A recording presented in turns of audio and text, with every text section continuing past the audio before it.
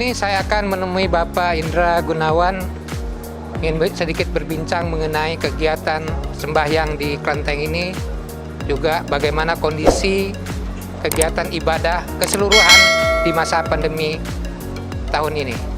Mari kita simak.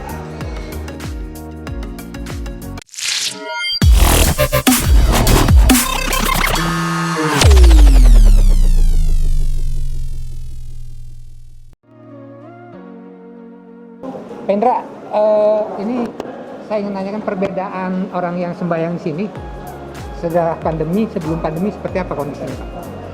Ya pasti menurun ya.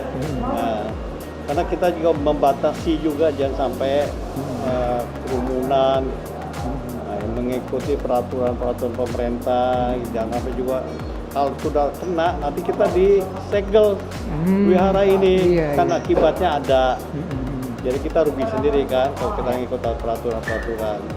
Tetapi kadang-kadang karyawan-karyawan sini nggak bandel gitu kadang-kadang. Kalau ketemu saya ya saya nasihatin harus pakai masker dan sebagainya, cuci tangan dan sebagainya lah saya bilang. Nanti kan akibatnya kamu sendiri ya, kita nggak mau tanggung jawab nanti urusannya, kayak gitulah. Jadi ya kita batasin juga tutupnya wihara ini sampai kemarin yang pertama itu sama saya boleh kata kita nggak buka lah. Nah, itu berapa lama nggak buka, Pak? Kira-kira 3 bulan ya. 3 bulan ya. Nah tapi ya kita tetap memberikan insentif kepada karyawan. Oh, karyawan sini. Mereka karyawan itu kan setiap orang jemaah yang mau sembahyang di sini kan selalu habis sembahyang kasih tip. Mereka kehilangan income juga kan ya. Kasihan untuk keluarganya, kita tambah tip lah untuk setiap bulannya untuk mereka.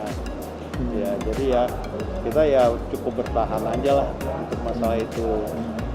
Ya mudah-mudahan ya cepat selesai aja urusan ini gitu. Kok biasanya di Klenteng ini sembahyangnya dalam seminggu berapa kali atau sebulan berapa kali? Biasanya sembahyang tiap hari kita sembahyang untuk sendiri gitu ya. Sendiri ya. Kalau umum juga setiap saat mau datang silakan. Ya kita welcome aja. Ya yang pastinya ramenya Capgo.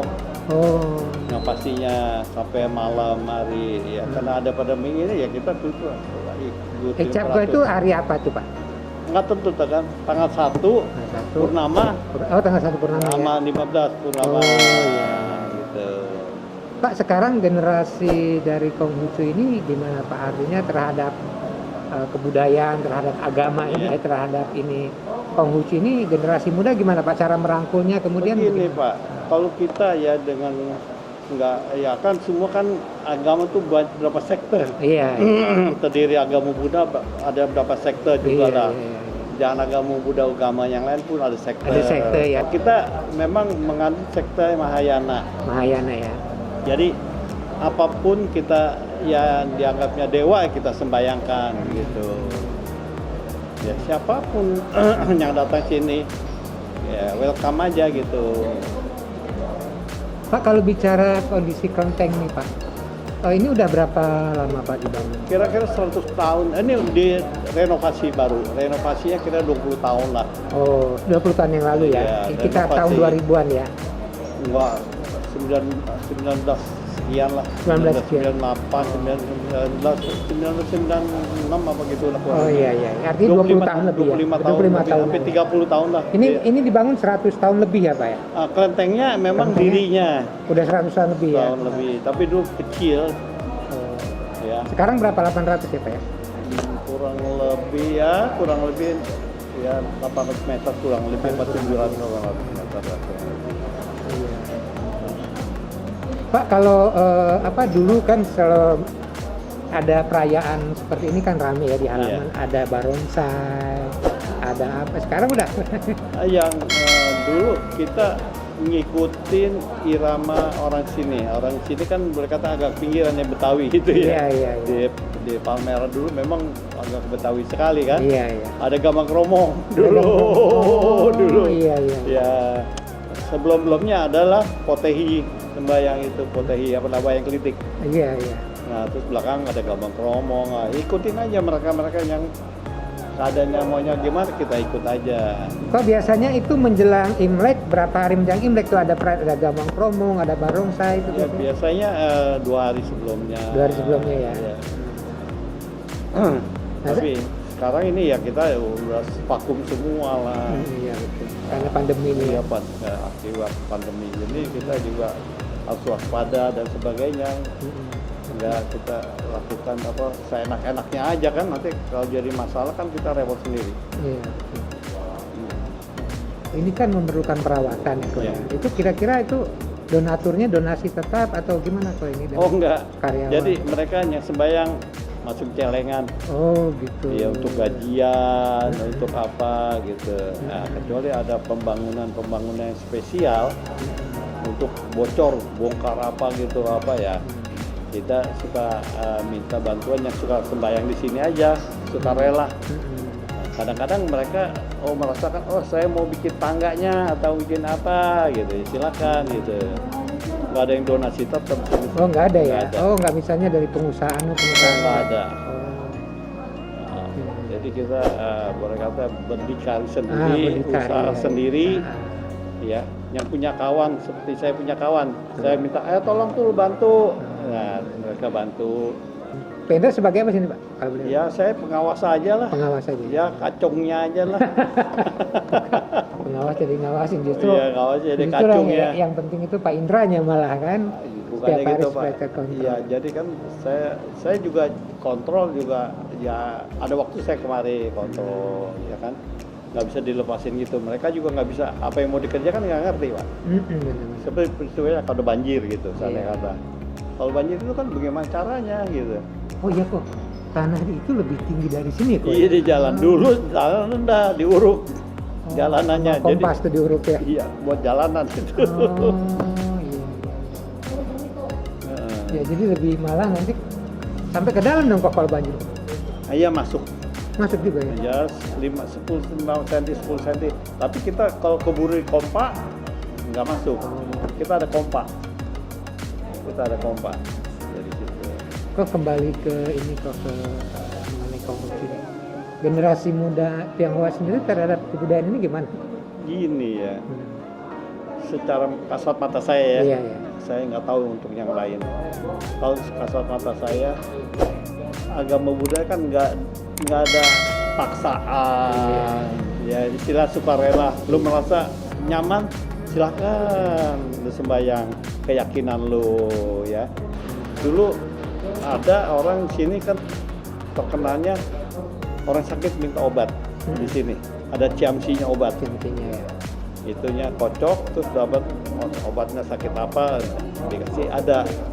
Karena generasi yang tua yang bisa bahasa Mandarin ini udah pada meninggal, ya udah susah dan buku-bukunya gua udah habis dah, rusak udah kita juga. Tidak ada generasi baca Nggak bukunya ada. itu kok ya. Oh jadi di sini juga selain tempat sembahyang juga tempat pengobatan juga ya kok? ya? Dulu Penyembuhan. iya minta obat bukan Minta obat, Iya. oh, minta obat. Bukan pengobatan, minta obat. Saya sakit Obat, ini. obat tradisional dari itu. Ya? Iya, ya, Chinese Dari medicine. medicine. Semacam herbal-herbal. Iya betul, jadi herbal.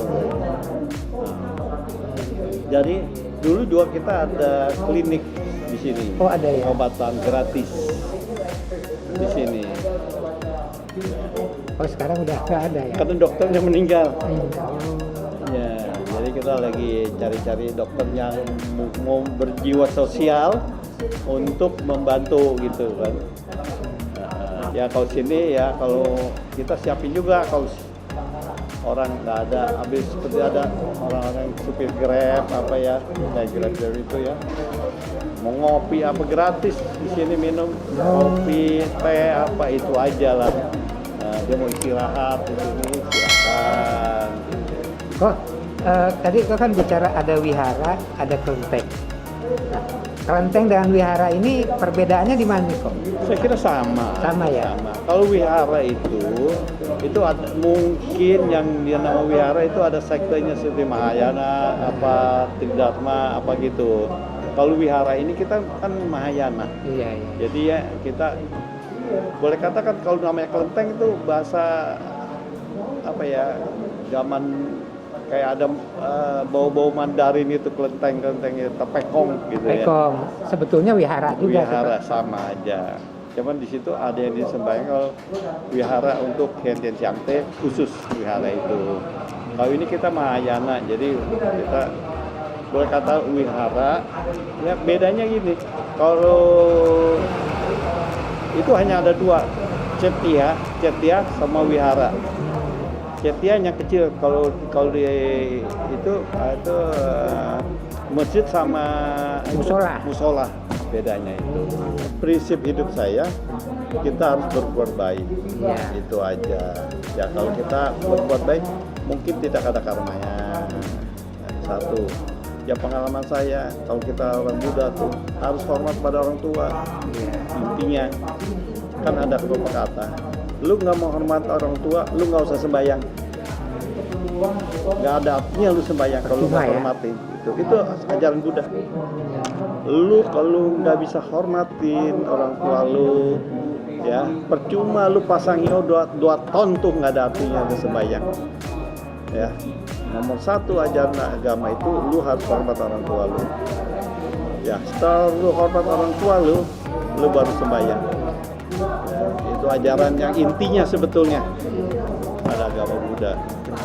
Nomor satu tuh orang tua, yang satu dan utama ya. Iya. Makanya udah meninggal pun ada fotonya. Betul dikasih kita. itu ya. Nah, coba kalau saya kata ajaran Barat, mana ada yang sembayangin orang tuanya? Coba saya tanya. Iya. Kadang-kadang orang tuanya di panti asuhan kan. Iya, itu kan contoh ya, kita bukan jelekin agama lain ya. Kenyataannya, istilah kan ada ya, kita kan orang Chinese ya, agama Buddha.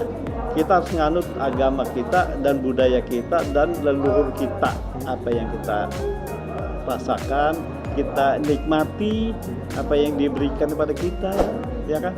Bagaimana kita menghormati kepada orang tua. Jadi anak ini juga kan bisa menghormati kita. Kalau kita sama orang tua, anak kita bisa melawan kita juga. Iya, ada contohnya. Banyak lah. Jadi orang tua juga harus bijak juga. Ya enggak kita bilang semua orang tua itu benar. Iya, juga. Ya kan, ada juga orang tua melalaikan anak. Ada. Ya, bagaimanapun kalau orang bilang, biar jelek bapak lu, biar lu bapak lu gila, tetap itu bapak lu. Bapak lu, ya memang nggak bisa dibuang itu. Itu nggak bisa. Nggak bisa, karena memang dari kita. Iya, darah daging lu gitu. Jadi itu agama, intinya ajaran agama Buddha. Ya.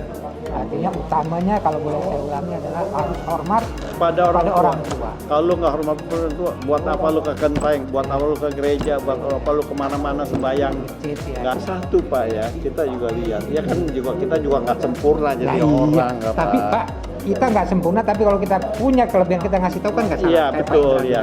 Ya terserah yang mau nerima kalau kita sampaikan. Ini begini, lu juga boleh gini. Ya. Nah kecuali saya, contohnya. Saya merokok, saya ngelarang orang ngerokok gimana? Lu nggak sering ngerokok? Lu aja ngerokok ngelarang-larang gua. Intinya yang mudah dicerna gitu lah. Ya kita harus introspeksi diri kita sendiri kalau kita mau berbuat sesuatu untuk melarang orang. Iya. Ya, lu jangan begitu, tapi lu begitu kan susah. Jangan lu hanya kerja, terima, dan ada orang juga yang orang luar di sini, wah gue nggak bisa nyumbang, gue nggak bisa berbuat apa, gue ngapain. Saya kadang-kadang kalau ketemu dia mereka ngomong gitu, saya hanya ngomong. Orang bilang, lu ada duit keluar duit, lu ada tenaga keluar duit, sama aja. Iya. Jasa lu sama, istilahnya lu punya apa yang dipunyai. Iya, yang lu bisa lakukan, lu lakukan. Betul. Bukan karena uang aja. Yang penting lu semua sama lah, punya uang keluar uang, nggak punya uang keluar tenaga. Ya sama aja nilainya, sama-sama juga bantu namanya, hanya itu aja. Oke kok, terima kasih kok. Oke.